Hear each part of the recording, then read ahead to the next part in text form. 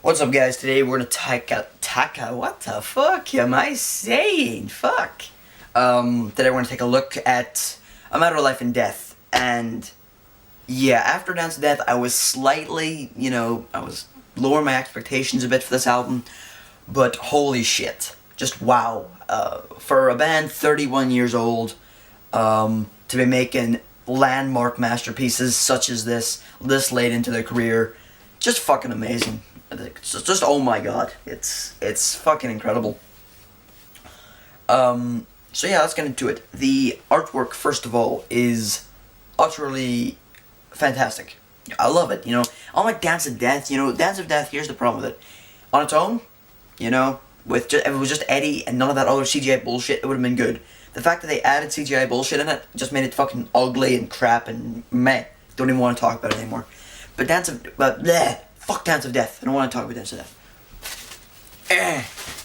Those were Ben Liners. But A Matter of Life and Death, it's, number one, it actually, the whole theme of war and religion and shit, it fits. It's not too comic booky. The fact that the soldiers are skeletons, another, little added layer of intrigue. They're dead before they get to the war. Yes. And the whole, Eddie with the skull and bones thing and the cross is fucking amazing. I love that shit. So the artwork overall is pretty good. I think it was done by Melvin Grant. Not too sure. Put it up here. If not, okay. So the vocals on the album, you can definitely tell Bruce is aging, which is quite depressing, but, it happens. And, yeah, but that's the thing. He's aging. You can tell he's aging. It doesn't help the fact that he's in his higher register for most of the album, but overall, he does give a fantastic performance, mainly because of the songwriting. The songwriting kind of just, the fact that the songwriting's not soaring high, there's never really any fucking, Trooper or Aces High style shit going on. It helps the fact it's mostly kind of a dark, atmospheric album, so that helps. But overall, Bruce gives a fantastic performance overall. The instruments, as always, sound great. Everyone's doing their own good thing. They are starting to slow down a bit. They themselves, too, are now starting to show their age. Fucking Steve isn't doing the galloping riffs as fast as he was. Nico's slowing down with his drumming. His drumming isn't as fucking impressive as it was. And the guitar lineup is you're starting to be able to kind of differentiate between the three different guitarists. It's not one solid unit anymore. But overall, they're still performing great. It's not as tight as it once was. The band isn't as tight, but it's still great, and it still works. So the writing on the album, let's just go through the tracks here, and I'll tell you, because it deserves a track by track. The album starts off with A Different World, and I have to say, this is just, it's a great way to start off the album. It's a great song overall. Bruce sounds fantastic, it's very upbeat. But why the fuck would you have Nico going, aye? It just makes me not want to listen to the song, okay? At the very beginning, just Nico, aye!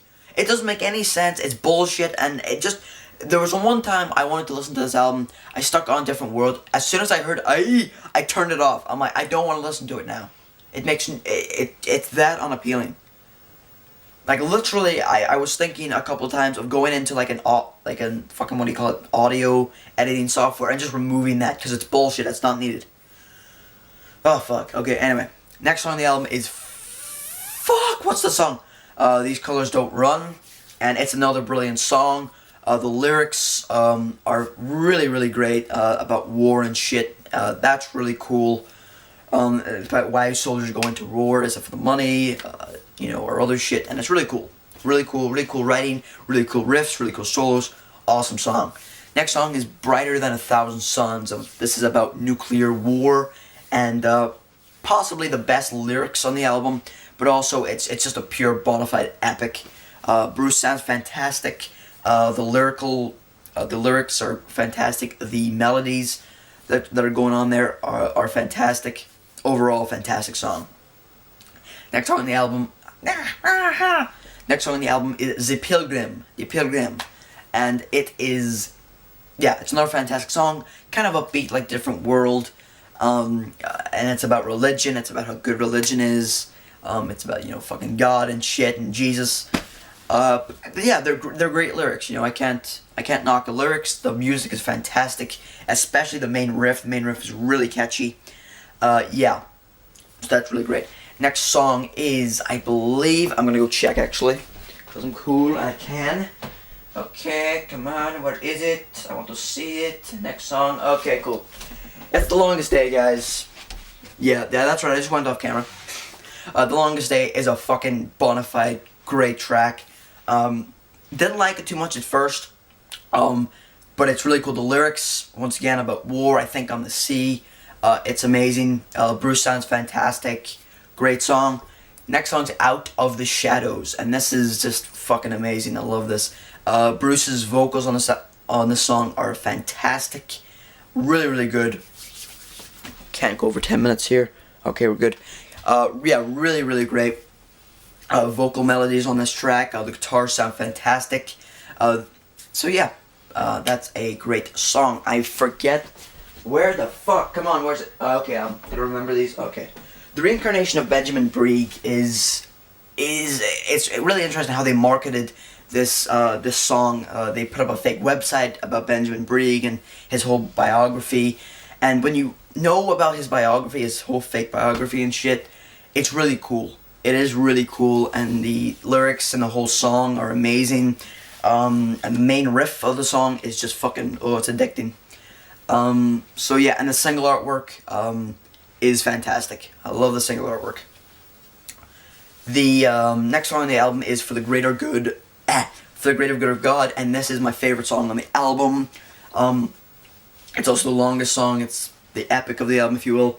It's about, you know, and this is a song which includes my favorite line on the album. Religion has a lot to answer for. It's really thought-provoking. You know, really makes you think. You know, with all this war in the world, you know, and yet religion religion justifies it and shit. And you know, well, answer me. You know, you have a lot to answer for. So yeah, it's really great. The fucking guitars on this album, this song sound fantastic. The vocal melodies Bruce does, he sounds best on this track. Really fucking amazing song. If I could recommend to you one song off this album, it would be this song. Next song in the album is Lord of Light, and this is once again about Jesus and God and fucking shit, man. Yeah, it's a great song. It is a great song. It's one of the weaker tracks. The lyrics are great. The guitar lines and the riffs aren't as strong as the other songs, but it's not a weak song. It's the weakest when compared to the other songs.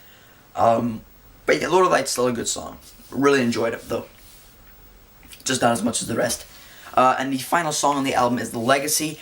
Fucking hated this song at first, but I just love it now. It's about, you know, the legacy that you leave, you know, for your grandchildren and your kids or your grandchildren. What the fuck? It's about the legacy you leave for the next generation and how you can make it better and how they can make it better and shit. And it's cool. It's a really great song. The acoustic intro by Yannick. Can't go over 10 minutes. Okay, I'm good. The acoustic intro by Yannick is fucking amazing. I love that intro. And Bruce just sounds, you know, so fucking beautiful. He sounds beautiful on that song. So yeah, overall a great song. And that's it. That's it. The album is a fucking masterpiece overall. Even though it does have a few downfalls, it's probably the best of the... it rivals Brave New World to be the best of the post-reunion Maiden albums. So overall, I'm going to give it a 9 out of 10. It totally deserves it. It's a masterful album. Good on Maiden for releasing something so original and so risky this late in their career when they could have just made Brave New World 5 times over. So yeah, that's my review, guys. Hope you enjoyed it. Follow me on Facebook and Twitter, and like always, like, comment, and subscribe. And I will see you guys next time. Because, you know, Maiden can do no wrong, right? Or can they? Final Frontier. See ya.